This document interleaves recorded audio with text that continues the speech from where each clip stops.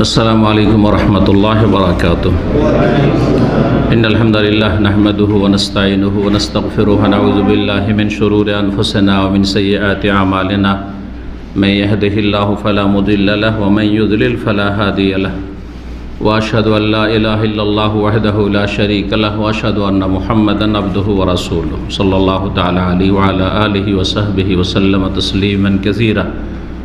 أما بعد فإن خير الحديث كتاب الله وخير الهدي هدي محمد صلى الله عليه وسلم وشر الأمور محدثاتها وكل محدثة بدعة وكل بدعة ضلالة وكل ضلالة في النار. أعوذ بالله من الشيطان الرجيم. إن شانئك هو الأبتر.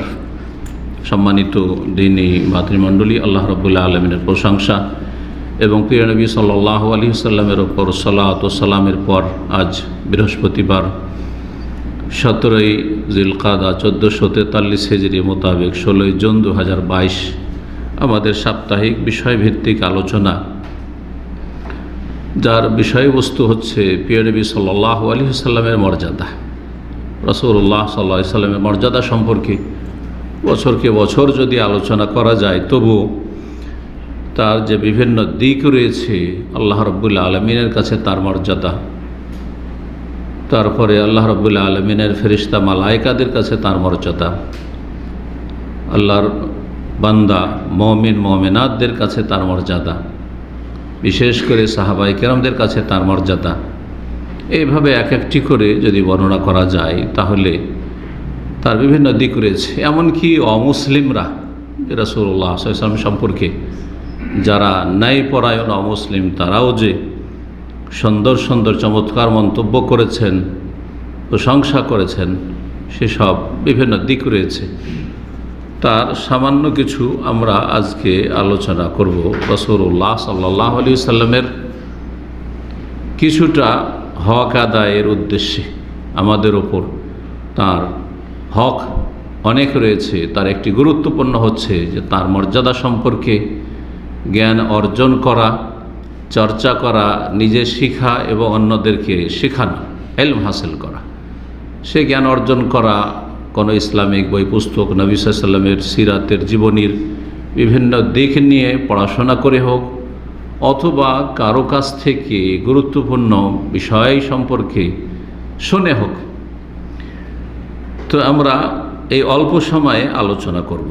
কোরআনে কারিমে রাসূলুল্লাহ সাল্লাল্লাহু আলাইহি ওয়াসাল্লাম সম্পর্কে বিভিন্ন দিক নিয়ে আল্লাহ রাব্বুল আলামিন স্বয়ং আলোচনা করেছেন, প্রশংসা করেছেন, ঘোষণা করেছেন, মানব জাতিকে জানিয়েছেন তার মর্যাদা সম্পর্কে। একটি ছোট্ট আয়াত পাঠ করেছি সুন্নতি খুতবার পরে, তা হচ্ছে কোরআনে কারিমের সবচাইতে ছোট্ট সূরা আল কাউসার। এই সূরা আল কাউসারের শেষ আয়াত, 3টি মাত্র আয়াত এতে রয়েছে। শেষ আয়াত, ইন্না শানিআকা হুয়াল আবতার। এই সূরার বিষয়বস্তু হচ্ছে রাসূলুল্লাহ সাল্লাল্লাহু আলাইহি ওয়াসাল্লামের মর্যাদা সম্পর্কে আল্লাহ রাব্বুল আলামিনের ঘোষণা। ইন্না আতাইনাকাল কাউসার, নবী সাল্লাল্লাহু আলাইহি ওয়াসাল্লামকে আল্লাহ রাব্বুল আল কাউসার দান করেছেন। আল কাউসারে যদি তাফসীর ব্যাখ্যা করা যায় তো যথেষ্ট সময়ের প্রয়োজন রয়েছে।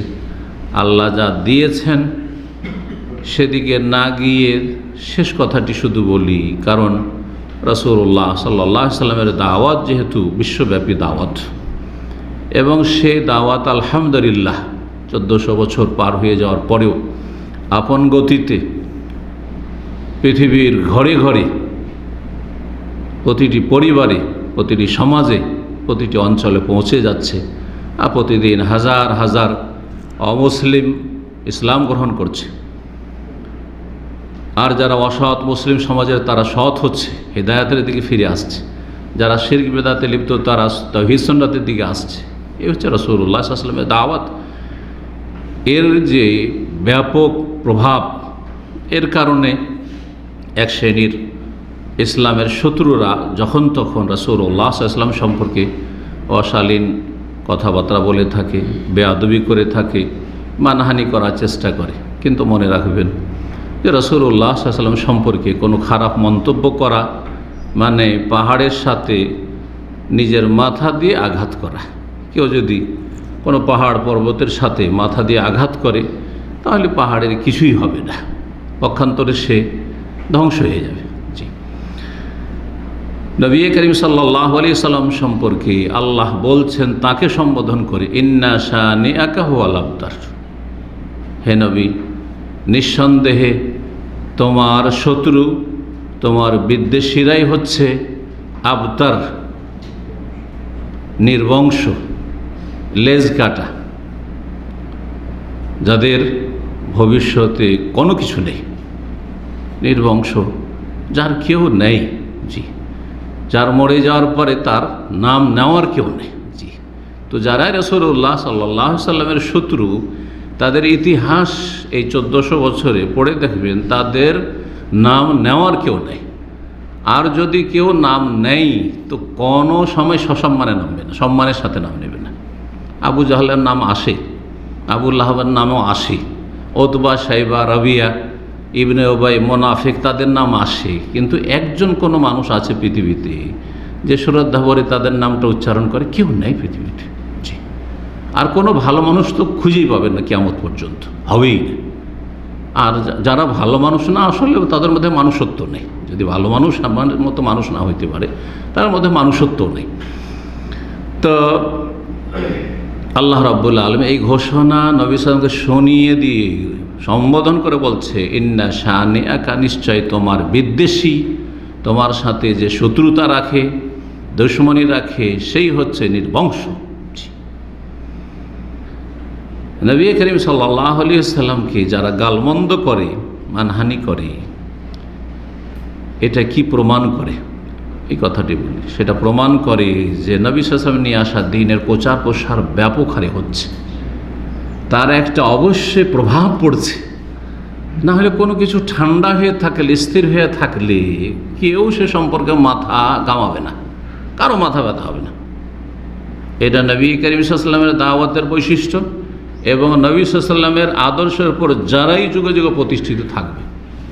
সুতরাং আমাদের সালাফি দাওয়াত, কোরআন সুন্নাহর দাওয়াতের প্রচার প্রসার বেড়েছে, সেই জন্য শত্রুতাও বেড়েছে। আর যার মধ্যে যত বেশি সালাফি দাওয়াতের কাজ হয়, তার তত বেশি শত্রুতা এবং বিরোধিতা এবং তাকে গালমন্দ করা, এটা স্বাভাবিক বিষয় হবে। এটা হকের প্রমাণ এবং এটা আমি বহুবার বলেছি যে এটা সুসংবাদ যে কাজ হচ্ছে, কাজ হচ্ছে। হ্যাঁ, যারা আল্লাহর শত্রু, আল্লাহর দ্বীনের শত্রু, তাদের পায়ের তলা থেকে মাটি সরছে, সেই জন্য তাদের মাথার ব্যথা। জি, যার ফলে তারা পাগলা কুকুরের মতো ছোটাছুটি করছে। জি, এবং মনে রাখবেন যে নবী করিম সাল্লাল্লাহু আলাইহি সাল্লামকে কেউ যদি গালমন্দ করে, তো আর একটি আমাদের জন্য সুসংবাদ হচ্ছে, একটি সুসংবাদ হচ্ছে দ্বীন ইসলামের প্রচার প্রসার হচ্ছে। আর একটি সুসংবাদ হচ্ছে যে সব শত্রুরা রাসূলুল্লাহ সাল্লাল্লাহু আলাইহি সাল্লামকে গালমন্দ করে, রাসূলুল্লাহ সাল্লাল্লাহু আলাইহি সাল্লামকে ব্যঙ্গ করে, রাসূলুল্লাহ সাল্লাল্লাহু আলাইহি সাল্লাম সম্পর্কে খারাপ মন্তব্য করে, তাদের শীঘ্রই পতন ঘটবে, তারা ছিন্ন ভিন্ন হয়ে যাবে, তারা টুকরো টুকরো হয়ে যাবে। এটা 1400 বছর ইসলামের ইতিহাস প্রমাণ করে, রাসূলুল্লাহ সাল্লাল্লাহু আলাইহি সাল্লামের আমল থেকে শুরু করে আজ পর্যন্ত বহু নজির রয়েছে। নবী সাল্লাল্লাহু আলাইহি সাল্লামের জীবদ্দশায় সিরাতুন নবী থেকে একটি শিক্ষা নেন। নবী সাল্লাল্লাহু আলাইহি সাল্লাম যেসব রাজা বাদশাদেরকে চিঠি লিখেছিলেন, অধিকাংশ পজিটিভ ছিল। কেউ তো ইসলাম গ্রহণ করেছিল, কেউ ইসলাম গ্রহণ করেনি, কিন্তু নমনীয়তা দেখিয়েছিল, কিছু উপঢৌকন দিয়ে সন্তুষ্ট করার চেষ্টা করেছিল। আবার অল্প কিছু ছিল যারা কী করেছিল, চরম শত্রুতা পোষণ করেছিল। যারা শত্রুতা পোষণ করেছিল তাদের এমন দুর্দশা হয়েছে, এমনভাবে তারা ধ্বংস হয়েছে, ছিন্ন ভিন্ন হয়ে গেছে। তার একটি হচ্ছে পারস্য সাম্রাজ্য, এই অগ্নিপূজকদের দেশ ইরান, তখনকার বৃহৎ ইরান, ইরাক সব মিলে নবী করিম সাল্লাল্লাহু আলাইহি ওয়াসাল্লামের চিঠিকে কী করেছিল, ছিঁড়ে ফেলে দিয়েছিল। ছিঁড়ে ফেলাকে মাজ্জাকে তামজিক বলা হয়, ছিঁড়ে ফেলে দিয়েছিল। দূত যে চিঠি নিয়ে গেছিলেন সাহাবী, তাকে অপমান অপদস্থ করে লাঞ্ছিত করেছিল। সেই রাজা খারাপ মন্তব্য করেছিল, তুচ্ছ-তাচ্ছিল্য করেছিল নবী সাল্লাল্লাহু আলাইহি ওয়াসাল্লাম এবং তার দূতকে। রাসূলুল্লাহ সাল্লাল্লাহু আলাইহি ওয়াসাল্লাম যখন সংবাদ পেলেন, তখন বললেন, মাজ্জাকাল্লাহু মুলকাহু, যেমন আমার চিঠিকে ইসলামের দাওয়াত দিয়ে পাঠিয়েছি, সেই চিঠিকে ছিঁড়ে ফেলেছে, টুকরো টুকরো করেছে, আল্লাহ তাদের দেশকে টুকরো টুকরো ছিন্ন ভিন্ন করে দেখি। মাজজাক আল্লাহ মুলকাহ। মাত্র কয়েক বছর গেছে, বেশি নয়। রাসূলুল্লাহ সাল্লাল্লাহু আলাইহি ওয়াসাল্লামের শেষ জামানায় চিঠি পাঠানো হয়েছে, তারপরে 2 বছর বা 3 বছর থেকেছেন নবী করিম সাল্লাল্লাহু আলাইহি ওয়াসাল্লাম। তারপরে আবু বকর সিদ্দিক রাদিয়াল্লাহু তাআলা আনহু জামানা হচ্ছে 2.5 বছর, 5 বছর গেল। তারপর আমিরুল মুমিনিন ওমর রাদিয়াল্লাহু তাআলা আনহুর জামানা, আর সেই জামানায় এই পারস্য দেশ টুকরো টুকরো হয়ে যায়, ছিন্ন ভিন্ন হয়ে যায়, কোনো অস্তিত্ব থাকে না। জি, বড় লাঞ্ছিত হয়ে, অসহায় হয়ে তারা রাসূলুল্লাহ সাল্লাল্লাহু আলাইহি ওয়াসাল্লাম সাহাবায়ে কেরামদের হাতে বন্দী হয়ে হাজির হয়েছে। জি, এবং তার আগে বাপ রাজা ছেলের হাতে খুন হয়েছে এই রাজার, আর বাপ ছেলেকে হত্যা করার জন্য বিষ ভরে রেখেছিল বোতলে, ঔষধের লেবেল লাগিয়ে সেটা খেয়ে বাপের কারণে, এই বাপের বিষ খেয়ে মনে করলো যে এটা তো ভালো ওষুধ, এটা তো খুব উপকারী আমার জন্য, এনার্জি ড্রিঙ্ক, সুতরাং সে ডকডক করে পান করেছে, বাপকে খুন করবে, সে হত্যা হয়েছে। তারপরে এক মহিলা রানী হয়েছিল, আর তারপরে নবী সাল্লাল্লাহু আলাইহি ওয়াসাল্লাম যখন খবর পেলেন, বললেন ইউফলিহা কওমুন ওয়াল্লাহু আমরুহুম বিমরা, ওই জাতি কখনো সফল না। বিশেষ করে বলা হয়েছে এই অগ্নিপূজক জাতি সম্পর্কে, ইরানি জাতি সম্পর্কে, যে সেই জাতি কখনো সফল হবে না যে জাতি আমার ইসলামের দাওয়াতের চিঠিকে ছিন্ন ভিন্ন করেছে, যেই জাতি আমার দূতকে অপমান অপদস্থ করেছে, যেই জাতি আমাকে গালমন্দ করেছে, যেই জাতি নারীকে নেত্রী হিসাবে বাছাই করেছে। আল্লাহু আমরুহুম বিমরা। তার কয়েক বছর পরে ওমর রাদিয়াল্লাহু তাআলা আমারে সে দেশ অস্তিত্ব হারিয়ে ফেললো, যেই দেশ ছিল একটি পরাশক্তি সেই যুগের। আজকালকার যুগের পৃথিবীর যে 2-3টি বড় শক্তি রয়েছে তার একটি।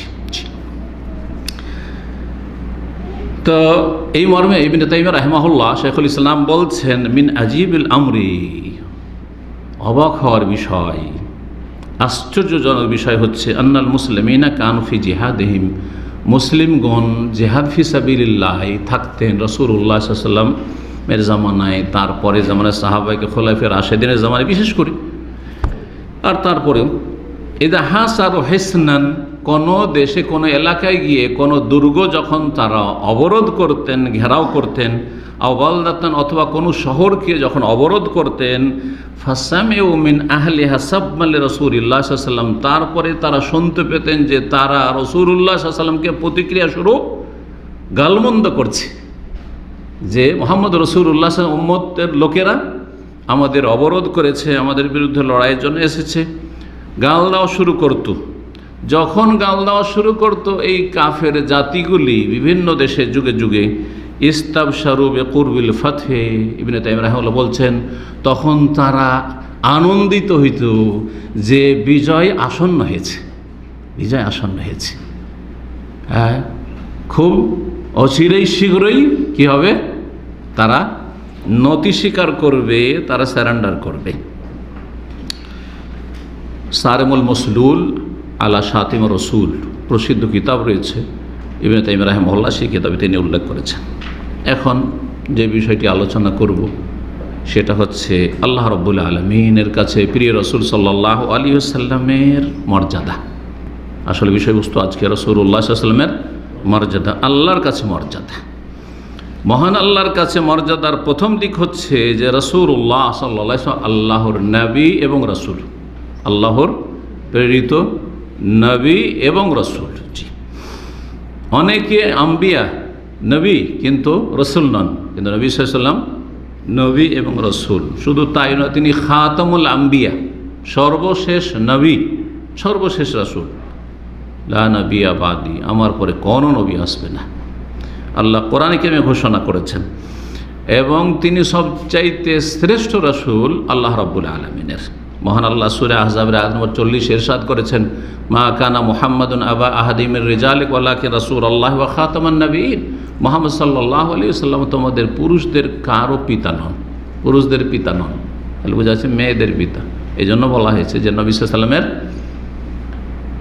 মেয়ে ছিল 4টি, বড় হয়েছে তারা, 4 জনের বিয়ে হয়েছে। যদিও নবী সাল্লাল্লাহু জীবদ্দশায় কয়জন ইন্তেকাল করেছেন?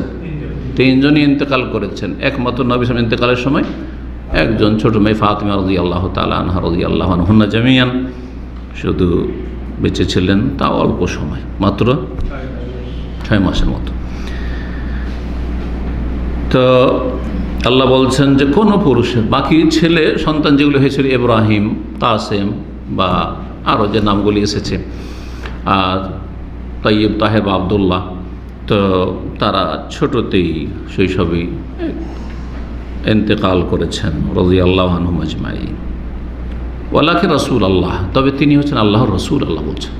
ও খাতামান নবীন, এবং সর্বশেষ রসুল, সর্বশেষ রসুল। সুতরাং যারা কাদিয়ানি তারা এইখানেই কাফের আয়াতের আলোকে, কারণ তারা মুহাম্মদ সাল্লাল্লাহু আলাইহি ওয়াসাল্লামের পরে মির্জা গোলাম আহমদ কাদিয়ানিকেও রসুল মনে করেন।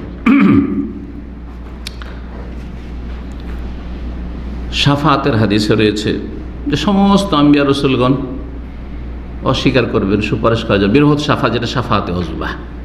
শেষখানে সমস্ত নবী একে এক এক এক করে যখন ওজর করবেন যে আমাদের দ্বারা হবে না, কোনখানে পৌঁছবেন? যাও শেষ নবী মুহাম্মদ সাল্লাল্লাহু আলাইহি ওয়াসাল্লামের কাছে চলে যাও। জি, এই মর্যাদা আল্লাহ রাব্বুল আলামিন দিয়েছেন।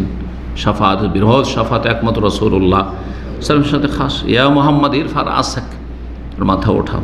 ওয়াশফাতু শাফা, সুপারিশ করো, সুপারিশ কবুল করা হবে। ও আসালতুতা, চাও কি চাওয়ার রয়েছে তোমাকে দেওয়া হবে। সহিহ বুখারী মুসলিমের হাদিস রয়েছে। রাসূলুল্লাহ সাল্লাল্লাহু আলাইহি ওয়াসাল্লামের দ্বিতীয় বৈশিষ্ট্য মর্যাদা যে আল্লাহ দান করেছেন, বৈশিষ্ট্য অনেক রয়েছে। তা হচ্ছে রাসূলুল্লাহর রিসালাত হচ্ছে আন্তর্জাতিক রিসালাত, পেগাম, সারা বিশ্বব্যাপী পেগাম, সমস্ত মানুষের জন্য, কালো সাদা সকলের জন্য। যে কোনো জায়গার মানুষ হোক না কেন, সমস্ত মানুষের জন্য তাকে রাসূল করে পাঠানো হয়েছে। সুতরাং যার কাছে সংবাদ পৌঁছে গেছে, আর বর্তমান যুগে এমন কোনো ব্যক্তি নেই যার কাছে মুহাম্মদ সাল্লাল্লাহু আলাইহি ওয়াসাল্লামের দাওয়াত পৌঁছেনি, এমন কথা নেই। কেউ বলতে পারে যে অস্পষ্ট ছিল, কিন্তু সামনে বহুবার ভেসে উঠেছে। এই সোশ্যাল মিডিয়ার যুগে আর এই সায়েন্সের উন্নতির যুগে ঘরে ঘরে মুহাম্মদ সাল্লাল্লাহু আলাইহি ওয়াসাল্লামের নাম পৌঁছে গেছে। হ্যাঁ, কেউ শ্রদ্ধার সাথে সাদরে গ্রহণ করেছে দাওয়াত, আর কেউ অস্বীকার করেছে, কেউ উপেক্ষা করেছে, ইগনোর করেছে। সুতরাং যারা নবী সাল্লাল্লাহু দাওয়াতে সাড়া দেয়নি তারা অবশ্যই ফেসে যাবে, জাহান্নামের ইন্ধন হবে, এতে কোনো সন্দেহ নেই, কোনো সন্দেহ নেই। সূরা সাবার আয়াত নম্বর 28 আল্লাহ ইরশাদ করেছেন, ওমা আরসালনাকা ইল্লা কাফাতাল লিন্নাস, হে নবী তোমাকে আমি প্রেরণ করেছি একমাত্র রসুল করে, এমন এক রসুল কাফাতাল লিন্নাস, সমস্ত মানুষের জন্য। কোন রসুলকে আমি সমস্ত মানুষের জন্য প্রেরণ করিনি।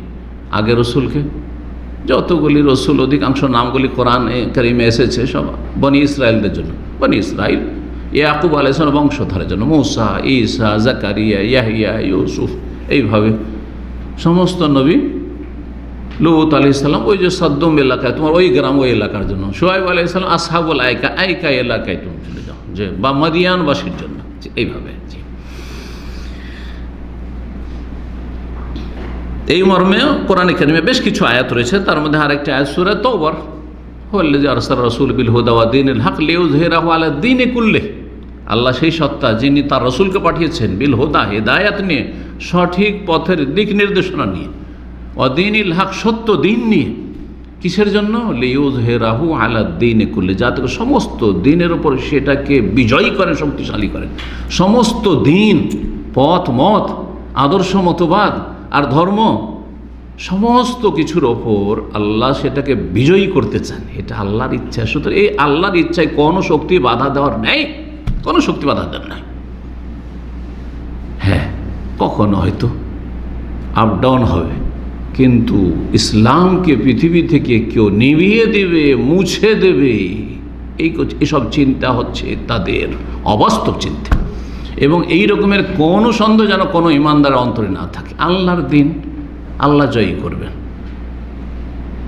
এই কাফেলায় যদি আমি আপনি শরিক হতে পারি তো আমার আপনার সৌভাগ্য।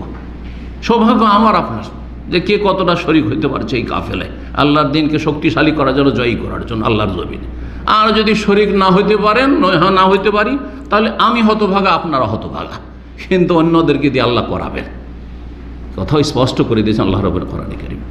আল্লাহর দিনুল্লাহ গালিব, আল্লাহর দিন জয়ী হবে। আল্লাহর দিন জয়, সেটা যার মাধ্যমে হোক না কেন, যার দ্বারা যতটুকু কাজ হোক না কেন, আমি করব না, অন্য কেউ করবে, অন্য কাউকে দিয়ে আল্লাহ করাবেন। ওয়াইন তাতাওয়াল্লাউ ইস্তাবদিল কওমান গায়রাকুম সুম্মা লা ইয়াকুনু আমসালাকুম, সূরা মুহাম্মাদের শেষ আয়াত। অন্য জাতিকে দিয়ে আল্লাহ করিয়ে নেবেন। জি, আল্লাহ রাব্বুল আলামিন সূরা আরাফের 158-তে বলেছেন, কুল, হে নবী বলে দাও, ইয়া আইয়ুহান নাস, হে মানব সকল, ইন্নী রাসূলুল্লাহ ইলাইকুম জামিয়া, আমি রাসূলুল্লাহ ইলাইকুম, তোমাদের জন্য। তোমাদের জন্য বললেই তো হইতো, কিন্তু কেউ ভাবতে তোমাদের জন্য মানে হয়তো আরবদের জন্য, তোমাদের জন্য মানে হচ্ছে যেহেতু নবী এশিয়াতে এসেছেন, আরব এশিয়াতে, তো এশিয়ানদের জন্য না, জামিয়া, সমস্ত মানুষের জন্য, সমস্ত, তোমাদের সমস্ত লোকের জন্য। ইউরোপ আর আমেরিকা, কানাডা, অস্ট্রেলিয়া আর ভারত, যেখানকারই, আরব, অনারব, যেখানকারই হোক না কেন, আফ্রিকা, সমস্ত মানুষের জন্য তোমাকে আমি রাসূল করেছি। তুমি ঘোষণা করে দাও, জানিয়ে দাও মানুষকে, ইন্নী রাসূলুল্লাহ ইলাইকুম জামিয়া। 3 নম্বর মর্যাদার দিক যা আল্লাহ দান করেছেন তাকে, যে ইহকাল পরকালে তাকে সবচেয়ে বেশি সম্মানিত করেছেন। দুনিয়া তো সবচেয়ে বেশি সম্মানিত, আর আখিরাত তো সবচাইতে সম্মানিত।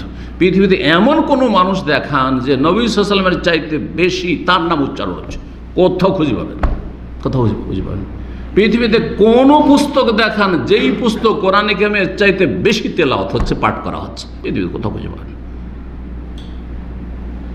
কোনো এমন ব্যক্তি দেখান যেই ব্যক্তির নাম ছাড়া দিন পার হয় না, কিন্তু নবী সাল্লাল্লাহু আলাইহি ওয়াসাল্লামের নাম ছাড়া দিন পার হবে না। আল্লাহর পরে নবী সাল্লাল্লাহু আলাইহি ওয়াসাল্লামের নাম উল্লেখ করতেই হবে, না হলে ফরজ সালাত আদায় হবে না, আজান হবে না, একামত হবে না। জি, আর যদি আজান না হয়, একামত না হয়, ফরজ সালাত না হয়, তো মুসলিম না। জি, আর পৃথিবীকে আল্লাহ রাব্বুল এমনভাবে সাজিয়েছেন যে একদল সালাত শেষ করছে, তো আর এক দলের সালাতের সময় শুরু হচ্ছে। 24 ঘন্টা সালাত চলতি আছে। এক জায়গায় সালাত শেষ হলো, এখানে যদি দামামা শেষ হয়, এখান থেকে 25-50 কিলোমিটার একটু পশ্চিম দিকে চলে যান, দেখবেন যে ওইদিকে এখন জোহরের সালাত চলছে, তাই কি না? আমাদের সালাত শেষ করার পরে দেখবেন যদি টেলিফোন করে, রিয়াদের টেলিফোন, দেখবেন ওরা সালাতে আছে, কারণ আমাদের 15-20 মিনিট লেগেছে, 15 মিনিটের পার্থক্য করেছে, তখন সেখানে সালাত। 20-25 মিনিট পরে দেখেন তো আল কাসিমের সালাত চলছে।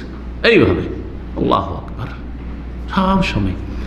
তো নবী করিম সাল্লাল্লাহু আল্লাহর জিকিরের সাথে সাথে তারপরে নবী সাল্লাল্লাহু আলাইহি ওয়াসাল্লামের আলোচনা সবসময় হচ্ছে, এবং বড় শ্রদ্ধার সাথে হচ্ছে, এবাদত মনে করে হচ্ছে, যে আল্লাহর এবাদত করছে নবী সাল্লাল্লাহু আলাইহি ওয়াসাল্লামের নাম উচ্চারণ করার মাধ্যমে। আল্লাহর এবাদত করছি, নবীর এবাদত করি না। কেউ যদি নবীর এবাদত করে, তো এখানে বাড়াবাড়ি করে দিয়ে ইসলাম হারিয়ে দিল, ইমান হারিয়ে দিল। এবাদত আল্লাহর করছি, কিন্তু নবী সাল্লাল্লাহু আলাইহি ওয়াসাল্লামের নাম উল্লেখ করা ছাড়া আল্লাহর এবাদত হবে না। দুনিয়া আখেরাতে নবী সাল্লাল্লাহু আলাইহি ওয়াসাল্লামকে আল্লাহ রাব্বুল সবচেয়ে বেশি সম্মানিত করেছেন। সূরা আলাম নাশরাহ লাকা সাদরাক পড়ে দেখুন, তাফসীর করার সময় নেই, কারণ সূরা আলাম নাশরার উপরে আমার ঘন্টার উপরে তাফসীর আছে। আলাম নাশরাহ লাকা সাদরাক ওয়া ওয়াদানা আনকা বিজরাক আল্লাযী আনকাযা যাহরাক ওয়া রাফা'না লাকা যিকরাক। এই আয়াতটি বিশেষ, ওয়া রাফা'না লাকা যিকরাক, হে নবী তোমার সুনাম, তোমার মর্যাদা, তোমার আলোচনা আমি উন্নীত করেছি, উঁচা করেছি। তোমার মাকাম, তোমার আজমাত, তোমার বড়ত্ব, মহত্ব অনেক উঁচা করেছি, উন্নীত করেছি। ওয়া রাফা'না লাকা যিকরাক। 4 নম্বর বিষয়টি আল্লাহ রাব্বুল আলামিনের পক্ষ থেকে নবী সাল্লাল্লাহু আলাইহি ওয়াসাল্লামের মর্যাদা দানের ক্ষেত্রে, তা হচ্ছে যে যেখানেই আল্লাহ রাব্বুল আলামিনের কথা আলোচনা করা হয়, সেখানেই নবী সাল্লাল্লাহু আলাইহি ওয়াসাল্লামের কথা আলোচনা করতে হয়। যেখানে আল্লাহর কথা আলোচনা করতে হয়, সেখানেই নবী করিম সাল্লাল্লাহু আলাইহি ওয়াসাল্লামের কথা আলোচনা করতে হয়। জি, এর মধ্যে গুরুত্বপূর্ণ একটি ক্ষেত্র হচ্ছে সালাত, মানে দরুদ পাঠ করা, সালাত আলা নবী। শুধু সালাত বললে যেটাকে নামাজ বলছেন, জি, ফার্সি ভাষায় করে দিয়ে। আর সালাত আলা নবী মানে যেটাকে দুরুদ বলছেন, নবী সাল্লাল্লাহু আলাইহি ওয়াসাল্লামের প্রতি সালাত ও সালাম পেশ করা। এই মানে মুসনাদ আহমদ তিরমিজিতে হাদিস রয়েছে, আল্লামা আলবানী সহিহ বলেছেন, আল বাখিল আল্লাযী যুকিরতু ইনদাহু, কৃপণ ওই ব্যক্তি যার সামনে আমার কথা কি হয়, আলোচনা হয়। আলোচনা হয়, নবী সাল্লাল্লাহু আলাইহি ওয়াসাল্লামের কথা আলোচনা হয় আমাদের সামনে, হয় নিজে করি না হয় অন্য কেউ করছে। ফালাম ইউসাল্লি আলাইহি, কিন্তু আমার প্রতি সালাত পেশ করলো না।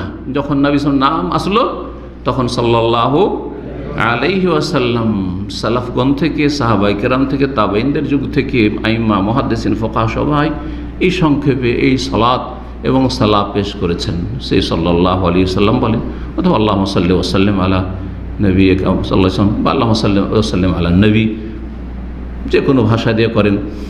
কিন্তু নবীর প্রতি সালাত না পেশ করলে আপনি কৃপণ, বখিল।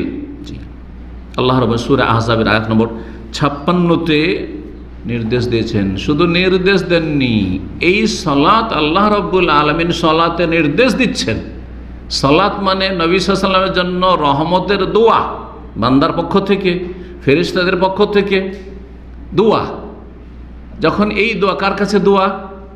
আল্লাহর কাছে দোয়া, তখন আল্লাহ নিজে থেকে শুরু করছেন যে আমি রহমত বর্ষণের ঘোষণা করছি। ইন্নাল্লাহা মালাইকাতুহু ইউসাল্লুনা আলান নবী, আল্লাহ সালাত রহমত বর্ষণ করেন নবীর উপর। তোমাদেরকে হুকুম করছি, তার আগে আমি ঘোষণা করছি আমি রহমত বর্ষণ করি, আমি রহমত বর্ষণ করি। মালায়েকা আর ফেরেশতাও রহমত বর্ষণ করে, তাহলে 2 নম্বরে ফেরেশতা। সুতরাং ইয়া আইয়ুহাল্লাযীনা আমানু, হে ঈমানদারগণ, সাল্লু আলাইহি ওয়া সাল্লিমু তাসলিমা, তোমরা তার প্রতি সালাত এবং সালাম পেশ করো, দুরূদ ও সালাম পেশ করো সাল্লাল্লাহু আলাইহি ওয়াসাল্লাম। আজানে যেমনই আশহাদু আল্লা ইলাহা ইল্লাল্লাহ তাওহীদের ঘোষণা, তাওহীদের শাহাদাত, তেমনি আশহাদু আন্না মুহাম্মাদান রাসূলুল্লাহ ইকামতে হয়ে গেল। তারপরে তাশাহুদে আত-তাহিয়াতু লিল্লাহি লিল্লাহ, সালাওয়াতু ওয়াত তাইয়্যিবাতু আসসালামু আলাইকা আইয়ুহান নবী। হ্যাঁ, আল্লাহর জন্য তাহিয়াত, ইবাদত, বন্দেগী, যাবতীয় ইবাদত বন্দেগী। আর তারপরে আসসালামু আলাইকা আইয়ুহান নবী ওয়া রাহমাতুল্লাহ। সালাম হলো আল্লাহ দুটো হুকুম করে, সালাত বলছে আল্লাহুম্মা সাল্লি আলা মুহাম্মদ ওয়া আলা আলি মুহাম্মদ, আল্লাহু বারিক আলা মুহাম্মদ ওয়া আলা আলি মুহাম্মদ। জি, ইন্নাকা হামিদুম মাজিদ। তাশাহুদ, খুতবায়, যে কোনো খুতবায় আশহাদু আল্লা ইলাহা ইল্লাল্লাহ ওয়া আশহাদু আন্না মুহাম্মাদান আবদুহু ওয়া রাসূলুহু। জি, সেই সুন্নতি খুতবা, খুতবাতুল হাজাই, সেই জুমার খুতবা হোক, ঈদের খুতবা হোক, ইসলামী কোনো আলোচনা হোক, এমনকি সাধারণ যে কোনো আলোচনাও যদি গঠনমূলক কোনো আলোচনা শুরু করেন, সেখানে একটা মজলিস, এমনি মজলিস হচ্ছে, হ্যাঁ, বিচার সালিস হচ্ছে, সেখানেও ইসলামী আদব হচ্ছে, সেখানে আল্লাহর জিকির আজকার হবে, আল্লাহর প্রশংসা হবে, হামদ সানা দিয়ে শুরু হবে এবং নবী সাল্লাল্লাহু আলাইহি ওয়াসাল্লামের প্রতি সেখানে সালাত ও সালাম পেশ করা হবে শুরুতে। এটা সবচাইতে উত্তম। আর শেষখানে কমপক্ষে একবার, এটা অত্যন্ত জরুরি, না হলে সেই মজলিসে কোনো বরকত নাই, যেমন নবী সাল্লাল্লাহু আলাইহি ওয়াসাল্লামের হাদিস রয়েছে। রাসূলুল্লাহ সাল্লাল্লাহু আলাইহি ওয়াসাল্লামের মর্যাদার 4টি দিক বললাম আল্লাহর কাছে। এখন মুমিনদের কাছে আল্লাহ রাব্বুল আলামিন যে মর্যাদা রেখেছেন রাসূলুল্লাহ সাল্লাল্লাহু আলাইহি ওয়াসাল্লাম, সে সম্পর্কে বলি। আল্লাহ রাব্বুল যে মুমিনদের কাছে, ঈমানদার মুমিন মুসলিমদের কাছে মর্যাদা দিয়েছেন, তার একটি হচ্ছে যে মহান আল্লাহ তাদেরকে নির্দেশ দিয়েছেন, ঈমানদারদেরকে, যে নবী সাল্লাল্লাহু আলাইহি ওয়াসাল্লামের নিঃশর্ত আনুগত্য করবে। এমন পৃথিবীতে কেউ নাই যে নিঃশর্ত আপনার কথা মানি, বাপ, তারপর শর্ত সাপেক্ষ মানি। হ্যাঁ, আল্লাহর বিধান সামনে রেখে কথা বলেন, যদি জায়েজ বলেন তো মানি, অবশ্যই জায়েজ, ফরজ না, ওয়াজিব না, সুন্নত না, মুস্তাহাব না, হ্যাঁ জায়েজ কাজ। যাও বাবা, আজ অমুক জায়গাতে যাও, হেঁটে এসে যাও, হেঁটে আসা কোনো স্বভাবের কাজ না, যাও এক্সারসাইজ করে এসো। হ্যাঁ, যা একটু যাও অমুক জিনিসটা আমার জন্য কিনে নিয়ে এসো। হ্যাঁ, ওই যে জায়েজ কাজ, জরুরি না যে ওইটাই, যেটা বলেছে সেটাই। আপনি সেখানে নিজে মাতাব্বরি করবেন না যে না আমি এটাকে পছন্দ করি, সুতরাং আব্বা আম্মা যেটা বলেছেন, না, বাপ যেটা বলেছে সেটি, কিন্তু জায়েজ হইতে হবে। কিন্তু না জায়েজ যদি বলে, যা ওর সাথে মারামারি করে আয়, যা ওর বাড়িতে চুরি করে আয়, ডাকাতি করে, করবেন। কিন্তু রাসূলুল্লাহ সাল্লাল্লাহু আলাইহি ওয়াসাল্লাম সম্পর্কে তাআতুন মুতলাকা, কোনো ইমাম, কোনো আলেমের অন্ধ অনুসরণ করা যাবে? হারাম। তার রাসূলের মর্যাদা দিয়ে দিলেন। এখানে বিভ্রান্ত হয়েছে যারা মযহাবের গোঁড়ামিতে ডুবে রয়েছে, অন্ধত্বে ডুবে আছে, তাকলিদে সাক্ষীতে ডুবে আছে। রাসূলের মর্যাদা দিয়েছে আর শিরক বিরিসালাতে শরীক করে ফেলেছে। এটা শিরক রেসালাতে, যখন রেসালাতে রসুলের সাথে শরিক করে রসুলের স্তর দিয়ে দিলেন কোন একজন আলেমকে, ইমামকে, তখন রসুল যেহেতু আল্লাহর পক্ষ থেকে দিন বর্ণনা করে, দিন জানিয়ে দেওয়ার জন্য প্রতিনিধি, তাহলে আপনি আল্লাহর সাথে শরিক করে দিলেন। তো রেসালাতে শিরক করার কারণে আল্লাহর সাথে শরিক হয়ে গেল। আমি অমুকের কথা সবগুলি মানব, তিনি ভুল করতেই পারেন না, এই কথা বলে এটা শিরক। রসুলের সাথেও শিরক আর আল্লাহর সাথেও শিরক। কারণ ওহি একমাত্র আল্লাহ প্রেরণ করেছেন, আর কার কাছে প্রেরণ করেছেন? একমাত্র রাসূলুল্লাহ সাল্লাল্লাহু আলাইহি ওয়াসাল্লামের কাছে প্রেরণ করেছেন। আপনি যাকে বলে যান না তিনি ভুল করতেই পারেন না, এই মযহাবে ভুল হতেই পারে না, এই পীর সাহেবের ভুল হতেই পারে না, তাহলে তাকে তো রসুল করে দিলেন আপনি। জি, এই জন্য এটি ভালো করে মনে রাখবে এই দুটি কথা, যে রেসালাতেও শিরক আর উলুহিয়াতে শিরক। আল্লাহর বিধান মানার ক্ষেত্রে শিরক, আপনি মানুষের কথাকে আল্লাহর বিধান বানিয়ে দিলেন। জি, তো আল্লাহ রাব্বুল আলামিন মুমিনদেরকে নির্দেশ দিয়েছেন যে নিঃশর্ত আনুগত্য করবে এবং তার আদেশ নিষেধের পাবন্দি করবে। যা বলেছেন তা করতে হবে, যা নিষেধ করেছেন বেঁচে থাকতে হবে। মহান আল্লাহ সূরা নিসার আয়াত ৮০-তে বলছেন, মাই ইউতির রাসূলা ফাকাদ আতা আল্লাহ, যে রাসূল সাল্লাল্লাহু আলাইহি ওয়াসাল্লামের আনুগত্য করবে সে আল্লাহর আনুগত্য করবে।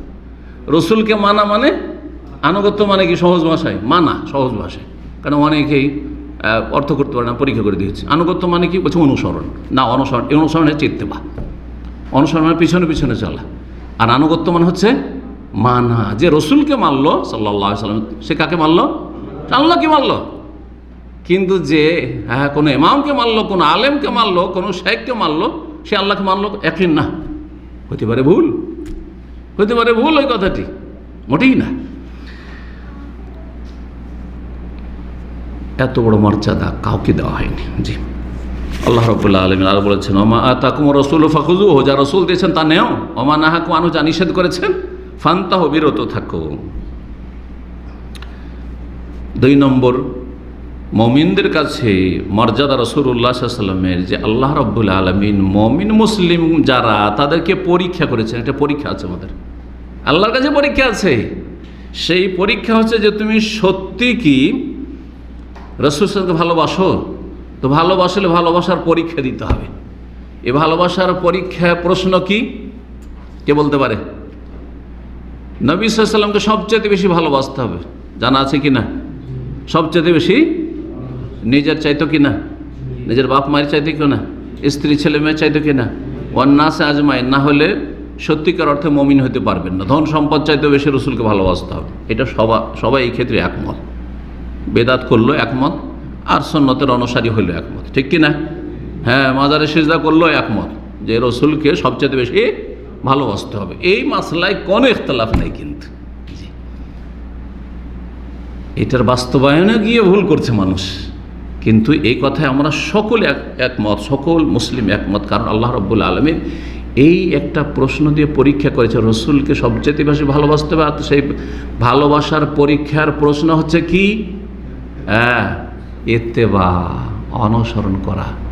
যে যত বেশি রাসূলুল্লাহ সাল্লাল্লাহু আলাইহি ওয়াসাল্লামের পেছনে পেছনে চলবে, সাথে থাকবে, সে তত বেশি ভালো রেজাল্ট করবে। আর যে যত বেশি পিছিয়ে থাকবে, যত বেশি এগিয়ে থাকবে, সে ফেল করবে। যে যত বেশি পিছিয়ে যাবে, যে যত বেশি এগিয়ে যাবে, কি করবে? ফেল করবে। এগিয়ে যাওয়ার পিছিয়ে যায় পার্থক্য আছে। এগিয়ে যায় কারা? রাসূলুল্লাহ সাল্লাল্লাহু আলাইহি ওয়াসাল্লাম থেকে যারা বেদাত করে, ধর্মের নামে যারা কি করে? শিরক বেদাত করে। নবী সাল্লাল্লাহু আলাইহি ওয়াসাল্লাম শিরককে মুছে দেওয়ার জন্য এসেছিলেন, বেদাতকে মুছে দেওয়ার জন্য এসে যারা এগিয়ে চলে গেল, বেশি পণ্ডিতি করলো, যে না আমাদের জন্য এতটা যথেষ্ট না, আরও বেশি করতে হবে। আমাদের জন্য তাকবীরে তাহরিমা দিয়ে সালাত শুরু করা যথেষ্ট না, আমাদেরকে জায়নামাজের দোয়া পড়তে হবে, নিয়ত পড়তে হবে, ইক্তাদাত বিহাজাল ইমাম পড়তে হবে। আমাদের জন্য সালাম ফিরলে সালাত শেষ হয় না, এখনো বাকি। কি করতে হবে? সম্মিলিত মোনাজাত করতে হবে, মাথায় হাত দিতে হবে, একটা বিদাতি দোয়া পড়তে হবে, আছে না নেই? তা আগে বেড়ে গেল। বেশি আগে বাড়লেও পথভ্রষ্ট, আর বেশি পিছিয়ে যায় কারা? যারা আল্লাহর পক্ষ থেকে যেই দিনের ফরজ ওয়াজিব নিয়ে এসেছেন আর হারাম নাজায়েজ নিয়ে এসেছেন, সেটার পাবন্দি করে না, বিভিন্ন হারামে জড়িয়ে আছে, বিভিন্ন ফরজ ওয়াজিব ছেড়ে দিচ্ছে। হ্যাঁ, তারা কি পিছিয়ে আছে? পিছিয়ে থাকলেও পরীক্ষা ফেল, আর এগিয়ে গেলেও পরীক্ষায় ফেল, তাহলে কি করার হুকুম আছে? সাথে সাথে ইত্তেবা মানে ফলো করে চলা, অনুসরণের সাথে সাথে থাকতে হবে। আর তারা হচ্ছে তৌহিদ সুন্নাত প্রতিষ্ঠাকারী, যারা তৌহিদ সুন্নাত আল্লাহর একত্ব প্রতিষ্ঠা করে আর এক রসুলের তরিকায় ইবাদত বন্দেগী করে সাল্লাল্লাহু আলাইহি ওয়াসাল্লাম। কুল ইন কুনতুম তুহিব্বুনাল্লাহ ফাত্তাবিউনি ইউহিব্বুকুমুল্লাহ। আল্লাহকে যদি ভালোবাসো, এটা যদি দাবি, তো দাবি থাকলে দলিল পেশ করতে হবে। দাবি হচ্ছে যে আল্লাহকে ভালোবাসি, হ্যাঁ, তাহলে এর প্রমাণ কি? হ্যাঁ, আল্লাহকে ভালোবাসি মানে আল্লাহ রসুলকে ভালোবাসি, সবচেয়ে বেশি আল্লাহকে এত ভালোবাসি যে আল্লাহর সামনে সিজদায় লুটিয়ে পড়ি। আর নবী সাল্লামকে এত ভালোবাসি যে নবীর তরিকা ছাড়া আমার জীবনে কোনো তরিকা নেই, নবী সাল্লাম ছাড়া আমার জীবনে কোনো আদর্শ মানুষ নেই, কোনো আইডিয়াল মানুষ নেই আমার কাছে। যখন আল্লাহ এবং রসুলকে সবচেয়ে বেশি ভালোবাসো, এর প্রমাণ হচ্ছে ফাত্তাবিউনি, হে নবী বলে দাও যে আমার অনুসরণ করতে হবে। এটা হচ্ছে পরীক্ষা। এই পরীক্ষা যদি পাস পাস, ফেল ফেল, ইউহিব্বুকুমুল্লাহ, তাহলে আল্লাহ ফলাফল দুটো দেবেন। একটা করো, ইত্তেবা করো, তোমাদেরকে দুটো দেবেন, আল্লাহ ভালোবাসবেন আর ওয়াগফির লাকুম যুনুবাকুম, তোমাদের গুনাহগুলি আল্লাহ মাফ করে দেবেন। সুবহানাল্লাহ। জি, আল্লাহর কাছে দ্বিগুণ দ্বিগুণ, এটা তো অল্প, 10 গুণ, 100 গুণ, 700 গুণ। জি, নেকির ক্ষেত্রে 3 নম্বর, মুমিনদের কাছে মর্যাদা হচ্ছে রাসূলুল্লাহ সাল্লাল্লাহু আলাইহি সাল্লামের যে মুমিন মুসলিমদেরকে কঠোরভাবে নিষেধ করা হয়েছে রাসূলুল্লাহ সাল্লাল্লাহু বিরোধিতা থেকে। খবরদার, জীবনের কোনো ক্ষেত্রে রাসূলুল্লাহ সাল্লাল্লাহু আলাইহি সাল্লামের বিরুদ্ধাচরণ করিও না, নাফরমানি করিও না, উল্টো পথে চলিও না, আগেও বাড়িও না, পিছিয়ে যেও না, ডানে বামে চলে যাও, পিছনে পিছনে, সাথে সাথে সাথে সাথে থাকতে হবে। জি, সূরা নূর আয়াত নম্বর 63-তে আল্লাহ ইরশাদ করছে, ফালিয়াহযারিল্লাযীনা ইউখালিফুনা আন আমরিহি, যেন সতর্ক সাবধান হয়ে যায়। আল্লাহ সাবধান করছেন, সাবধান। জি, সতর্কবাণী উচ্চারণ করছেন।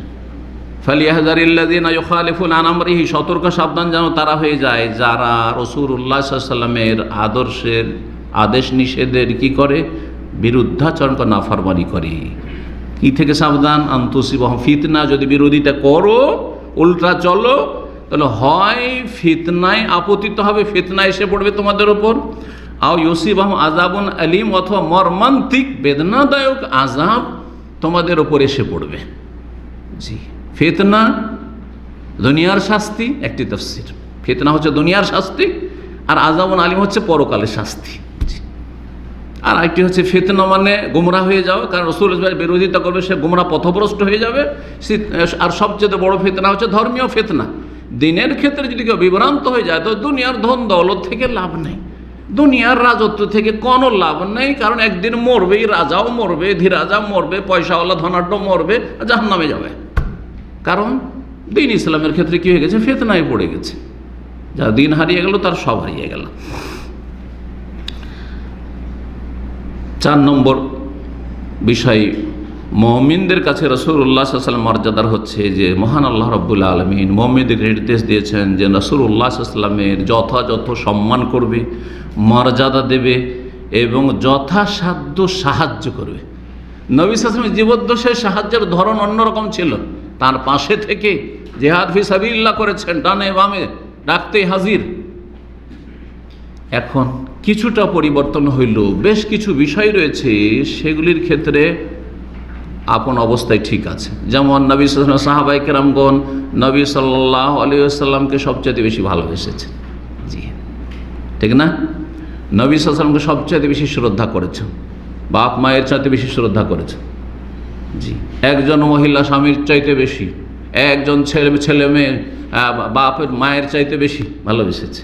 জি, নবী সাল্লাল্লাহু আলাইহি ওয়াসাল্লামের প্রতি বেশি বেশি সালাত ও সালাম, দরুদ ও সালাম পেশ করেছেন। আছে না না এগুলো? নবী সাল্লাল্লাহু আলাইহি ওয়াসাল্লামের পদে পদে প্রতিটি ক্ষেত্রে অনুসরণ করেছেন। নবী সাল্লাল্লাহু আলাইহি ওয়াসাল্লামের নিঃশর্ত আনুগত্য করেছেন, নবীকে মেনেছেন। এগুলো সাহাবারা করেছেন না করেননি? তারা আমাদের জন্য আদর্শ। কেমন করে মানতে হবে রাসূলুল্লাহ সাল্লাল্লাহু আলাইহি ওয়াসাল্লামকে? জি, মানার ধরনটা কেমন হইতে হবে এবং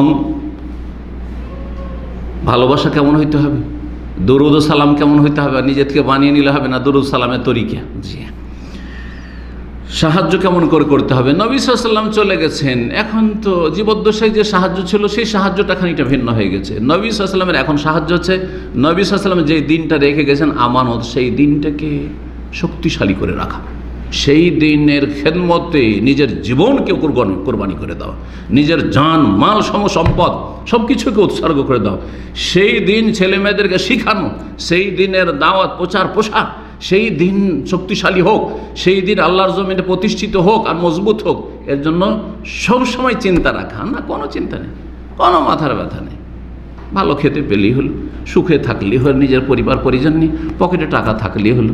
না না না, এ হচ্ছে অন্য জীবন, এটা ইসলামী জীবন নয়। তো আল্লাহ রাব্বুল এই মর্মে সূরাতুল ফাতহের আয়াত নম্বর 9 বলেছে, লিতুমিনু বিল্লাহি ওয়া রাসূলিহি, যাতে করে তোমরা আল্লাহর প্রতি ঈমান নিয়ে আসো, তার রাসূলের প্রতি ঈমান নিয়ে আসো, ওয়া তুআজ্জিরুহু, এবং নবীকে সাহায্য করো, ওয়া তুওয়াক্কিরুহু, নবীকে সম্মান করো, শ্রদ্ধা করো। তার নবীকে সম্মান করার জন্য আল্লাহ পাঠিয়েছেন, নবীকে সাহায্য করার জন্য আল্লাহ পাঠিয়েছেন।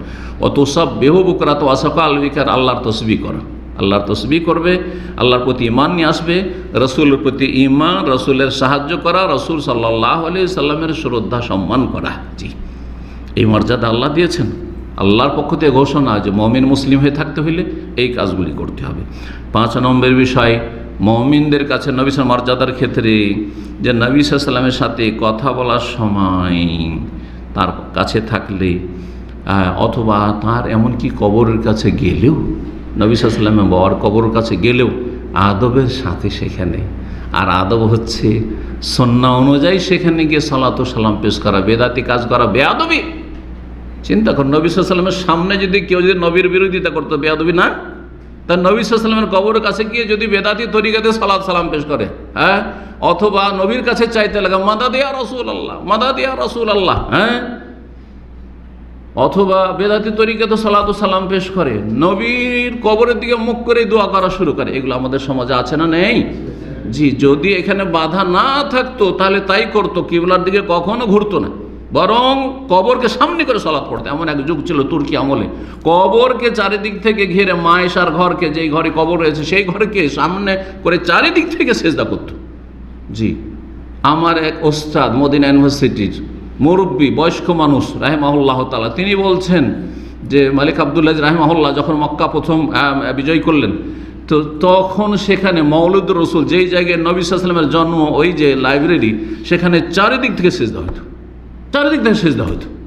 এসব শিরক কুফরি এখান থেকে উৎখাত করেছে আলে সৌদ হাফেজাহুমুল্লাহ তাআলা, যারা দুনিয়া থেকে চলে আল্লাহ রহম করেন, জান্নাতুল ফেরদৌস উচ্চ স্থান দান করেন, এবং যারা দুনিয়াতে আছেন আল্লাহ তাদেরকে দিনের উপর প্রতিষ্ঠিত রাখেন, দিনের খাদেম হিসেবে আল্লাহ যেন কবুল করেন এবং তাদেরকে আরও বেশি ভালো ভালো কাজের তৌফিক দান করেন। আল্লাহ রাব্বুল আলামিন তাদের সার্বিক হেফাজত করেন, এই দেশের আল্লাহ হেফাজত করেন। তো নবী সাল্লাল্লাহু আলাইহি ওয়াসাল্লামের সামনে আদবের খেয়াল রাখা, নবী সাল্লাল্লাহু আলাইহি ওয়াসাল্লামের সামনে, এখন নবী সাল্লাল্লাহু আলাইহি ওয়াসাল্লামের সামনে নেই, কিন্তু নবী সাল্লাল্লাহু আলাইহি ওয়াসাল্লামের কথা আলোচনা করা হচ্ছে, এইদিকে কোরআনে কারীমের তেলাওয়াত হচ্ছে, ওইদিকে মোবাইল টিপি করছেন, হ্যাঁ, এইদিকে হাদিসের কথা আলোচনা করা হচ্ছে, ওইদিকে পিছনে বসে আপনি ফেসবুক দেখছেন, আর কিছু দেখছেন, অথবা ঘুমাচ্ছেন আপনি। এগুলো আদব নয়। নবী সাল্লাল্লাহু আলাইহি ওয়াসাল্লামের কথা আলোচনা হচ্ছে। তো নবী সাল্লাল্লাহু আলাইহি ওয়াসাল্লামের সামনে আদবের খেয়াল রাখা, সূরা হুজুরাতের 8 নম্বর 2 আল্লাহ রাব্বুল কথা বলেছেন।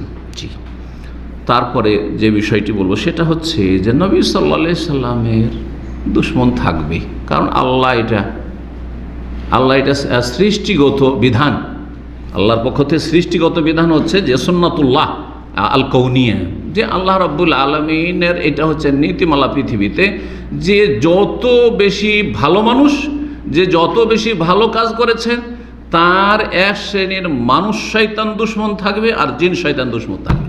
কোরআনে কারীমে আল্লাহ এই কথাই ঘোষণা করেছেন, ওয়া কাযালিকা জাআলনা লিকুল্লি নাবিয়্যিন আদুওয়ান শায়াতিনাল ইনসি ওয়াল জিন।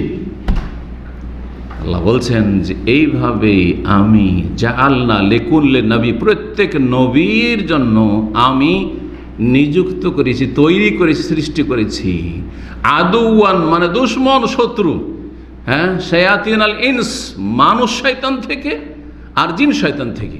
তো নবী সাল্লাল্লাহু আলাইহি ওয়াসাল্লামকে যারা গালমন্দ করে, নবী সাল্লাল্লাহু আলাইহি ওয়াসাল্লামের যারা অবমাননা করে, মানহানি করে, নবী সাল্লাল্লাহু আলাইহি ওয়াসাল্লামকে তুচ্ছ-তাচ্ছিল্য করে, তারা হচ্ছে শায়াতিনুল ইনস, মানুষ শয়তান। আর জিন শয়তান তাদেরকে পরিচিত করার জন্য, ওয়াসওয়াসা দেওয়ার জন্য, যেগুলো কর তাহলে তুই একটা হিরো হইতে পারবি, তুই একটা খ্যাতি লাভ করবি, তুই একটা আরও কিছু পাবি দুনিয়ার, হ্যাঁ তোর প্রোটেকশনের ব্যবস্থা হয়ে যাবে, ইত্যাদি ইত্যাদি। কারণ আজকাল তো বুঝতে পারছেন, হ্যাঁ ইসলামের সূত্রা এরকম কোনো লোক যদি কিছু একটা করতে পারে, বিশেষ করে মুসলিম সমাজে যতগুলি এইরকম মোরতাদ হয়েছে আর ইসলামের বিরুদ্ধে বলেছে, রুশ দিকে পশ্চিমা দেশে কীরকম নিরাপত্তা দেওয়া আছে, আর তাকে কি পুরস্কার দেওয়া হচ্ছে, এই বছরে তাকে পুরস্কৃত করা হইল, কথা বুঝতে পারছেন? জি হ্যাঁ। তো এইসবের জন্য শয়তান, যে জিন শয়তান রয়েছে, পরিচিত করে ওয়াসওয়াসা দেয় যে তুই এটা কর, তাহলে তুই ওদের কাছে, কাফেরদের কাছে হিরো হয়ে যেতে পারবি, অথবা অমুকদের কাছে হিরো হয়ে যেতে পারবি, আর তোকে কেউ চেনে না, তোকে সারা বিশ্ব চিনে নেবে, এইভাবেই খ্যাতি। জি, ভালোকে চেনে আর মন্দকে চেনে। কেউ ভালো করে মানুষের কাছে সুপরিচিতি লাভ করতে চায়, আর কেউ মন্দ করে পরিচিতি লাভ করতে চায় অসৎদের কাছে, সেটাই ভালো, অসৎদের কাছে সেই তাতে ভালো। জি। তো আল্লাহ রাব্বুল আলামিন যথেষ্ট কিসের জন্য? এই সমস্ত অনিষ্ট থেকে এবং সমস্ত দুশমন থেকে রক্ষার জন্য। এই মর্মে আল্লাহ রাব্বুল ইরশাদ, ইন্নাকা ফাইনাকাল মুস্তাহজিন, হে নবী আমি তোমার জন্য যথেষ্ট যারা তোমাকে ব্যঙ্গকারী, তোমাকে উপহাসকারী, তোমাকে নিজের ঠাট্টা রসিকতা করে, তোমার যারা মানহানি করে, তাদের অনিষ্ট থেকে তোমার হেফাজতের জন্য এবং তাদের অনিষ্ট তাদের মুখে ছুড়ে দেওয়ার জন্য, তাদেরকে ক্ষতিগ্রস্ত করার জন্য আমি যথেষ্ট। আল্লাহ যথেষ্ট। আরে আমরা কিছু করতে পারি আর না পারি, খালি বেশি মুখে বললে লাভ নেই, বললেন আর কিছুই করতে পারলেন না, হইচই করলেন, শেষ পরিণাম দেখা গেল যে না আপনাদের এতে কিছু হয়নি। কিন্তু রব্বুল আলামিন যথেষ্ট। ইন্না রাব্বাকা লাবিল মিরসাদ। এর মর্মে একটি ঘটনা শোনেন, তাহলে বুঝতে পারবেন। নবী করিম সাল্লাল্লাহু আলাইহি ওয়াসাল্লাম এর সাথে খারাপ আচরণ করেছিল এক ব্যক্তি, তাকে আল্লাহ লাঞ্ছিত করেছেন এবং তাকে অসাধারণ শাস্তি দিয়েছেন, স্বাভাবিক না, অস্বাভাবিক শাস্তি দিয়েছেন। আনাস রাদিয়াল্লাহু তাআলা আনহু থেকে এই মর্মে একটি হাদিস রয়েছে, কানা মিন্না রাজুলুন বনি নাজ্জার, বনু নাজ্জার বংশের একটা লোক ছিল, তার মানে মদিনার লোক ছিল। সে কাদকার আল বাকারা, সূরা বাকারা পড়লো, আল ইমরান পড়লো, ইসলাম গ্রহণ করার পরে সূরা বাকারা, আল ইমরান অনেক কিছু তালিম হাসিল করলো। ওয়াকান ইয়াকতুবু রাসূলুল্লাহ সাল্লাল্লাহু আলাইহি ওয়াসাল্লাম ওহী পর্যন্ত লিখতো, মানে লিখতে জানতো সে। আরব দেশে তো লেখাপড়া হাতে গোনা কয়েকজন জানতো, সে জানতো। ফান্তালাকা হারিবান, হঠাৎ করে সে মদিনা থেকে পালিয়ে গেল, মুরতাদ হয়ে পালিয়ে গেল, থাকবো না এই মদিনে, এই মুহাম্মদ সাল্লাল্লাহু আলাইহি ওয়াসাল্লামের কাছে থাকবো না। হাত্তা লাহিকা বি আহলিল কিতাব, গিয়ে আহলি কিতাব ইহুদি খ্রিস্টানদের সাথে মিশে গেল, সামদেশে গিয়ে খ্রিস্টানদের সাথে মিশে গেল। যেমন ভারত থেকে রুশদি, আর এইরকমই বাংলাদেশ থেকে, হ্যাঁ জানছেন যে এক মহিলা, কুখ্যাত মহিলা, লানাহুমুল্লাহ জামিয়ান, আল্লাহ ধ্বংস করুক এদেরকে। তো পালিয়ে গেল। কালাফারাফাহু, তখন তারা তাকে খুব সম্মান করলো যে হ্যাঁ মুহাম্মদ সাল্লাল্লাহু আলাইহি ওয়াসাল্লাম মদিনা থেকে পালিয়ে এসছে, এদিকে সম্মান করতে হবে, কাফেরদের কাজই এটা। কালু হাযা কানা ইয়াকতুলে মুহাম্মদ, এ মুহাম্মদ সাল্লাল্লাহু আলাইহি ওয়াসাল্লামের খুব ঘনিষ্ঠ ব্যক্তি ছিল, ডান হাত ছিল, এর নবী মুহাম্মদ সাল্লাল্লাহু আলাইহি ওয়াসাল্লামের ওহী লিখতো, যে ওহীগুলি নাজিল হইতো কোরআনে কারীম, সেগুলি লিখতো। ফাউজিবু বহি, তারা খুব আনন্দিত, খুব ভালো কথা। তো ঘনিষ্ঠ ব্যক্তিকে যদি পেয়ে যায়, তো দুশ্মনরা কিন্তু ছো মেরে নেওয়ার জন্য বসে থাকে, যারা শত্রু তারা ছো মেরে নেওয়ার জন্য বসে থাকে। কারণ ঘনিষ্ঠ ব্যক্তি কিন্তু আপ ডাউন মানুষের জীবনে সব জানছে, যে কোনো ব্যক্তি সম্পর্কে। আমার সাথে যারা ঘনিষ্ঠ, একেবারে ঘনিষ্ঠ, তারা আমার যে ত্রুটিগুলো আছে জানছে, কিন্তু যারা দূরের, এক আধ ঘন্টার জন্য দেখা সাক্ষাৎ, আসলো সালাম দোয়া জানতে পারবে না কিন্তু, ঠিক কিনা?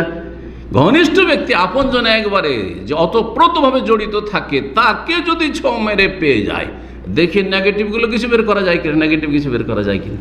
এটা হচ্ছে মানুষের বদস্বভাব, অসৎ মানুষের বদস্বভাব। তো খুব খুশি তারা। ফামালাবেস আনকাসাম আল্লাহ অনুকাহু ফিহিম, হঠাৎ করে সেই লোকটিকে আল্লাহ ধ্বংস করে দিল, মরে গেল। ফাহাফারুল্লাহু, তখন তাকে দাফন করার জন্য মাটি খনন করলো, কবর খনন, ফাওয়ারুহ, মাটিতে ঢেকে দিল। কিন্তু সুবহানাল্লাহ, ফাসবাহাতিল আরযু কাদ নাবাযাতু আলা ওয়াজহিহা, মাটিতে দাফন করে এসছে, আর তারপরে সকালে দেখছে যে মাটির ওপরে লাশ পড়ে আছে। সুম্মা আদু, আবার মাটি খনন করলো, কবর খনন করলো। ফাহাফারুল্লাহ, গর্ত খনন করে সেখানে ফাওয়ারুও, তারপরে মাটি দিয়ে ঢেকে দিল। ফাস বাহাতিল আরো, সকাল হয়েছে, আবার জমিন তাকে উগলে ফেলে দিয়েছে। আল্লাহু আকবার, জমিন তাকে উগলে ফেলে দিয়েছে। তাদের নাবাজাত ফালাওয়াজেহা, কয়েকবার করে এরকম হলো। কয়েকবার হওয়ার পর দেখলো যে আর কাজ হবে না, এই চরম অপরাধ। কাফেরও বুঝতে পেরেছে, যারা আশ্রয় দিয়েছিল তারা বুঝতে পেরেছে যে চরম অপরাধী, সেই জন্য মাটি একে গ্রহণ করছে না, জমিন একে গ্রহণ করছেন না, মাটি নিজের পেটে রাখতে চায় না। জি, আল্লাহু আকবার। ফাতারাকুহু মানবুজান, তখন তাকে এমনি ফেলে রেখে দিল, যা পশু পাখিতে নুচে খেয়ে নি। সহি মুসলিমের হাদিস, সহি মুসলিমের হাদিস। জি, সুতরাং আল্লাহ রাব্বুল কাছে এমন কোনো কিছুই মুশকিল না। ওমা যালিকা আলাল্লাহি বিআজিজ। ইমাম ইবনে কাসির রাহমাতুল্লাহ, আরেকটি ঘটনা বলি। ইমাম ইবনে কাসির রাহিমাহুল্লাহ তাফসীর ইবনে কাসির, প্রসিদ্ধ তাফসীর এবং সবচেয়ে ভালো তাফসীর, সেই তাফসীরে তিনি উল্লেখ করেছে ইন্না শানিয়াকা হুয়াল আবতার, যেটা দিয়ে আলোচনা শুরু করেছিলাম। সেই আয়াতের তাফসীরে তিনি একটি ঘটনা বর্ণনা করেছেন। আন্না দা আলা উতবা বিন আবি লাহাব লাম্মা সাব্বা ওয়া সাইলিহি, নবী সাল্লাল্লাহু আলাইহি ওয়াসাল্লামের জামাই হয়েছিল এক সময় আবু লাহাবের ছেলে উতবা। এই ঘটনা কেউ শুনেছেন? কেউ শোনেনি মনে হয়। আবু লাহাব নবী সাল্লাল্লাহু আলাইহি ওয়াসাল্লামের কে ছিল? চাচা। চাচার ছেলের সাথে, তার মানে চাচা তো ভাইয়ের সাথে কি দিয়েছেন? মেয়ের বিয়ে। যেমন আলী বিন আবি তালিব, জি, আবু তালেব চাচা, আর আলী চাচা তো ভাই, তো আলীর সাথে বিয়ে দিয়েছেন কার? ফাতেমা রাদিয়াল্লাহু তাআলা আনহার। এটা জানে কারণ ছেলে মেয়ে হয়েছে সেই জন্য। কিন্তু রাসূলুল্লাহ সাল্লাল্লাহু আলাইহি ওয়াসাল্লামের যে মেজো আর সেজো মেয়ে রোকাইয়া উম্মে কুলসুম, তাদের বিয়ে দিয়েছিলেন এই আবু লাহাবের দুই ছেলের সাথে। আবু লাহাবের দুই ছেলের সাথে আবু লাহাব খবিস বলল যে তোরা এই মুহাম্মাদের মেয়েকে বিয়ে করে আসিস, তোদের সাথে আমি কথাই বলবো না, আর তোরা যতক্ষণ তোকে তালাক দিয়ে তোর মুখ দেখবো না, যতক্ষণ না তাড়াবি। হ্যাঁ, এই যখন শপথ করলো তখন তারা তার বাপের কথা শুনে, আবু লাহাবের কথা শুনে অভিশপ্তগুলো কি করলো? তালাক দিয়ে দিল নবী সাল্লাল্লাহু আলাইহি সাল্লামের মেয়েদেরকে। কাফেরদের সাথে বিয়ে কেমন করে হইতে পারে? এটা মদিনার ঘটনা নেই, কারণ এখন ওগুলো বিধান আসেনি, তো মক্কার ঘটনা, বোঝা গেছে না? মক্কার ঘটনা। জি, আর তারপরে নবী করিম সাল্লাল্লাহু আলাইহি ওয়াসাল্লাম 40 বছর বয়সে নবী হয়েছেন, তার আগে এই ঘটনা হয়তো। জি, তারপরে তখন পর্যন্ত মুসলিম কাফের বিয়ে মদিনা আসা এসে হারাম হয়েছে। জি, তো যাই হোক, রাসূলুল্লাহ সাল্লাল্লাহু আলাইহি ওয়াসাল্লামের মেয়েদেরকে তালাক দিয়ে দিলাম। এই উতবা বিন আবু লাহাব একজন ছিল, আরেকজন উতাইবা ছিল। এই উতবা, আবু লাহাবের ছেলে উতবা, শুধু তালাকই দিল না, বড়ই লাঞ্ছিত অপদস্থ করলো মেয়েকে, এমনকি মেয়ের বাবা তুলে গাল দিল, নবী সাল্লাল্লাহু আলাইহি ওয়াসাল্লামকে গালমন্দ করলো এবং নবী সাল্লাল্লাহু আলাইহি ওয়াসাল্লামের সাথে খারাপ আচরণ করলো। বাপ বলছে খবিস, আবু লাহাব বলছে তাব্বাত ইয়াদা আবি লাহাব ওয়া তাব, আবু লাহাবের দুই হাত ধ্বংস হোক। আবু লাহাব ধ্বংস এমনিতে নাযিল হয়নি, সে বলছে যা, ওই যে তোর শ্বশুর মুহাম্মদ, তার মুখে থুতু দিয়ায়। জি, সে কাজ করেছিল, নবী করিম সাল্লাল্লাহু আলাইহি ওয়াসাল্লাম খারাপ আচরণ করেছিল। জি, নবী সাল্লাল্লাহু আলাইহি ওয়াসাল্লাম বদ্ধ করেছেন, ঠিক আছে আমার মেয়েকে ছেড়ে দিলে ভালো কথা, আলহামদুলিল্লাহ, কিন্তু তুমি খারাপ আচরণ করলে। আল্লাহুম্মা সাল্লি আলাইহি আলবা মিনকা লাবিকা, এই দোয়া করেছিলেন, বদ্ধ করেছেন, আল্লাহ তুমি এর ওপর হিংস্র পশু চাপিয়ে দাও, হিংস্র পশু দিয়ে একে ধ্বংস করো। আল্লাহু আকবার, হিংস্র পশুকে ধ্বংস করো।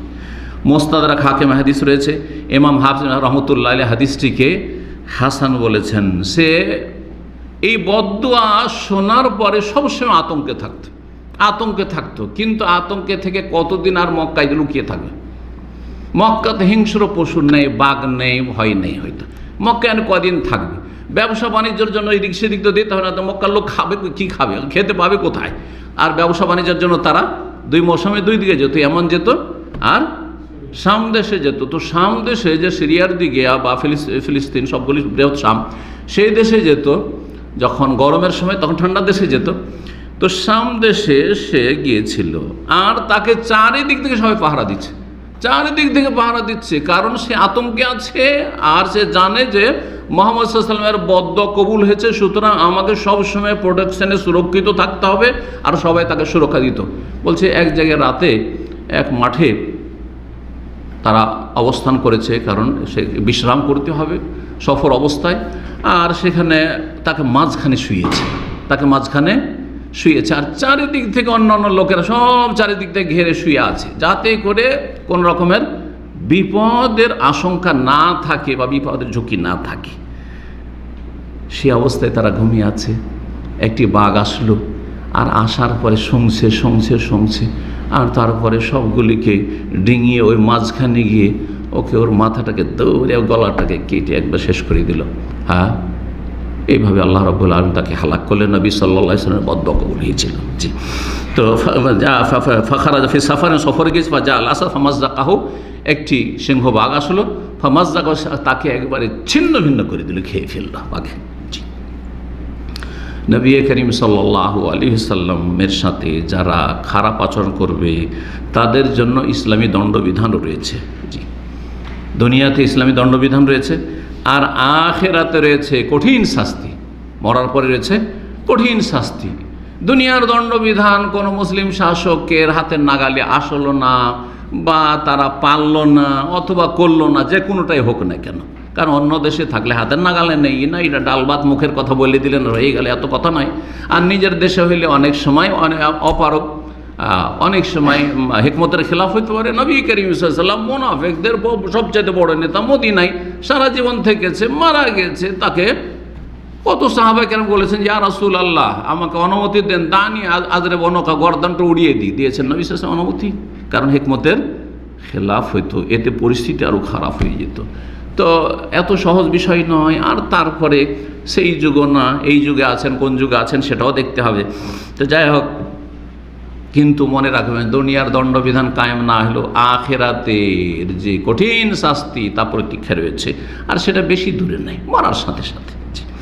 মহান আল্লাহ মর্মে সূরা আহজাবের 57 ইরশাদ করেছে, ইন্নাল্লাযী ইউযুনা আল্লাহ ওয়া রাসূলাহু, যে ব্যক্তি বা যারা আল্লাহ এবং তার রাসূল সাল্লাল্লাহু আলাইহি ওয়াসাল্লামকে কষ্ট দেয়, লানাহুমুল্লাহু ফিদ দুনিয়া ওয়াল আখিরাত, দুনিয়া এবং আখিরাত, ইহকাল পরকালে তাদের ওপর আল্লাহর লানত, অভিশাপ রয়েছে। ওয়া আ'আদ্দা লাহুম আযাবাম মুহিনা, আর তাদের জন্য লাঞ্ছনাকর শাস্তি আল্লাহ রাব্বুল আলামিন তৈরি করে রেখেছেন। এখানেই আজকের আলোচনা শেষ করছি। আল্লাহ রাব্বুল আলামিনের কাছে দোয়া করি, আল্লাহ রাব্বুল আলামিন যেন আমাদেরকে রাসূলুল্লাহ সাল্লাল্লাহু আলাইহি ওয়াসাল্লামের মর্যাদা যথাযথ জানার এবং সেই মর্যাদা উপলব্ধি করে সেই মর্যাদার হক আদায় করে আল্লাহ রাব্বুল আলামিন যেন তৌফিক দান করেন। আমরা মুসলিমরা যদি রাসূলুল্লাহ সাল্লাল্লাহু আলাইহি ওয়াসাল্লামের মর্যাদার যদি খেয়াল না রাখি এবং রাসূলুল্লাহ সাল্লাল্লাহু আলাইহি ওয়াসাল্লামের হকগুলি যদি আদায় না করি, আর সে সম্পর্কে আমাদের কোনো জ্ঞান না থাকে, নবী সাল্লাল্লাহু আলাইহি ওয়াসাল্লামের সিরাত সম্পর্কে প্রাথমিক জ্ঞান অধিকাংশ মুসলিমদের নেই, মুসলিম ছেলেদের নেই, মুসলিম মেয়েদের নেই, মুসলিম বুড়োদেরও নেই, তাহলে যদি আপন নবী সম্পর্কে জ্ঞান না থাকে, তাহলে কী বা তার মর্যাদা বুঝবে আর কী বা তার হক আদায় করবে। আল্লাহ রাব্বুল আলামিন যেন আমাদেরকে এই সমস্ত ত্রুটি থেকে, ঘাটতি থেকে, আর এসব অন্যায় থেকে, গুনাহ থেকে আল্লাহ যেন আমাদেরকে তওবা করে ফিরে আসার তৌফিক দান করেন। রাসূলুল্লাহ সাল্লাল্লাহু আলাইহি ওয়াসাল্লামের হেফাজত আল্লাহ করেছেন, তার দিনের আল্লাহ হেফাজত করবেন, সেটা যার দ্বারাই হোক, আল্লাহ যেন আমাদেরকে সেই কাফেলার সাথে শামিল হওয়ার তৌফিক দান করেন। এবং যারা রাসূলুল্লাহ সাল্লাল্লাহু আলাইহি ওয়াসাল্লামের অবমাননা করে, যারা নবী সাল্লাল্লাহু আলাইহি ওয়াসাল্লামের মানহানি করার জন্য অপপ্রয়াস চালায়, আল্লাহ তাদের দুনিয়া আখিরাতকে ধ্বংস করুন, এবং এর যারা সমর্থন করে তাদেরকে আল্লাহ ছিন্ন ভিন্ন করে দেন। এখানে যারাই শক্তি যোগান দেয়, আল্লাহ যেন তাদেরকে টুকরো টুকরো করে দেন। ওয়া সাল্লাল্লাহু সাল্লাম আলা নবিয়িনা মুহাম্মদ ওয়া আলা আলিহি ওয়া সাহবিহি আজমাইন।